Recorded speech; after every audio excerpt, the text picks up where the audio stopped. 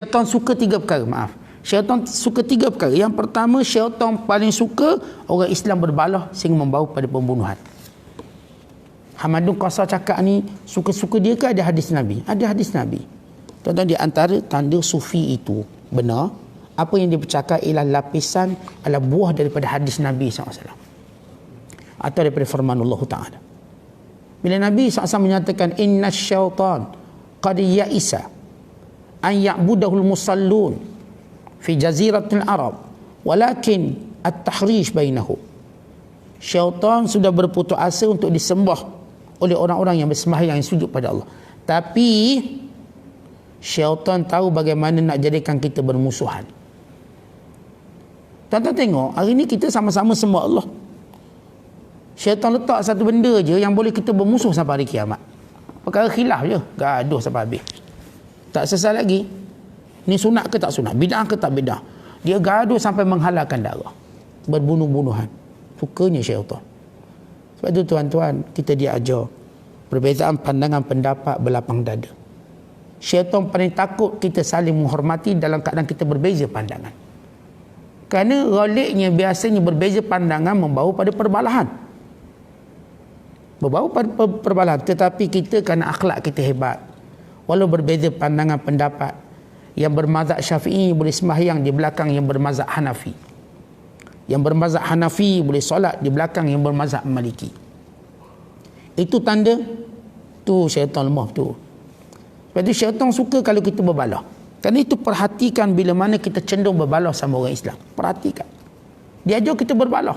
Sehingga sampai peringkat tuan-tuan kita biadab dengan saudara kita sendiri. Biadab dengan saudara kita sendiri. Walau kita dilarang biadab sesama Islam. Kita bersifat keras dengan saudara kita sendiri, tapi berlembut dengan orang kafir. Allah sebut dalam Quran sifat umat Muhammad yang hebat. Asyidda'u 'alal kuffar ruhama'u bainahum. Mereka ini bersikap tegas dengan orang kafir tetapi lemah lembut sesama orang Islam. Tapi tuan-tuan tengok kita hari ni, sesama orang Islam lemah lembut tak? Kasar. Tengok pula negara lain. Bukan negara Malaysia ni Ustaz. Marah. Halau lah dia daripada negara kita. Kita ingat negara ini kita punya. Ni bumi ini Allah punya.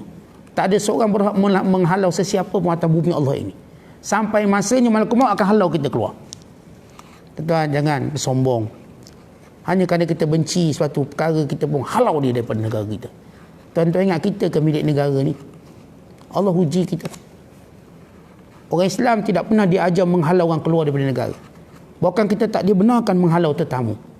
Apatah lagi orang yang dalam penderitaan, dalam masalah kita pun halau, hanya kerana kita nak kata dia ni ustaz melampau sangat, tak bersyukur. Tak. Walaupun macam tu perangai dia, jangan sampai kita tunjuk sifat lebih keras pada dia. Ingat, kita ada hubungan yang cukup kuat. Innamal mu'minuna ikhwah. Jadi hati-hati bila kita bercakap sama orang Islam. Kita bimbang percakapan kita itu bagaikan menepuk air dalam dulang, terpercik muka sendiri. Akibat kita nak halau orang daripada negara, Allah halau kita dari dunia ni. Takutlah benda tu. Ucapan-ucapan yang menunjukkan kita menyalakan api permusuhan sama Islam, perlu kita takut. Kerana benda tu syaitan suka. Yang kedua, yang syaitan suka, kalau sekiranya seseorang itu mati dalam keadaan fakir. Seorang yang mati dalam keadaan fakir, maksudnya dalam keadaan dia berharapkan dunia.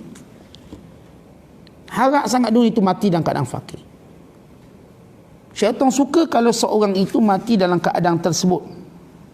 Disuka orang Islam berbunuh-bunuhan dan disuka orang Islam yang mati dalam keadaan fakir. Ini dalam keadaan dia masih terus bermimpi nak dapat dunia.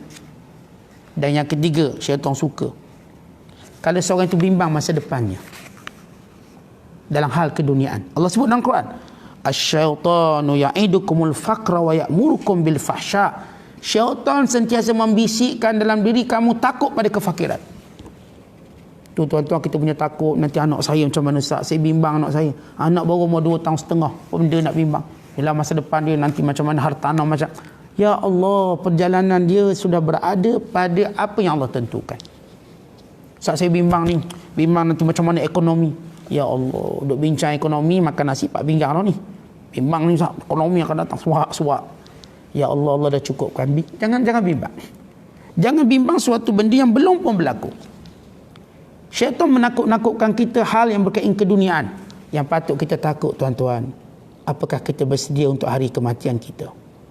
Yang lebih dekat daripada ketakutan kita itu, mati paling dekat. Yang ramai orang nampak dia jauh. Fikirlah, kalau ditakdirkan Allah matikan kita sekarang, apakah persiapan kita? Apakah amalan kita? Tidakkah kita bimbang menghadapi malakul maut yang akan bersifat keras kepada ahli maksiat, tapi berlembut, bersopan santun pada orang bertakwa? Takutlah kita pada munkar dan nakir yang akan memukul orang yang tidak mampu menjawab persoalan di dalam kubur, dan akan menyantuni orang-orang yang taat pada Allah. Ni yang difikirkan ekonomi lagi 10 tahun, 20 tahun. Saat lepas Covid, macam mana ekonomi? Ketakutannya melampau. Tetapi fikirlah apa yang lebih dekat dengan hidup kita. Ya Allah Ta'ala sentiasa mengatakan kematian yang cukup pasti.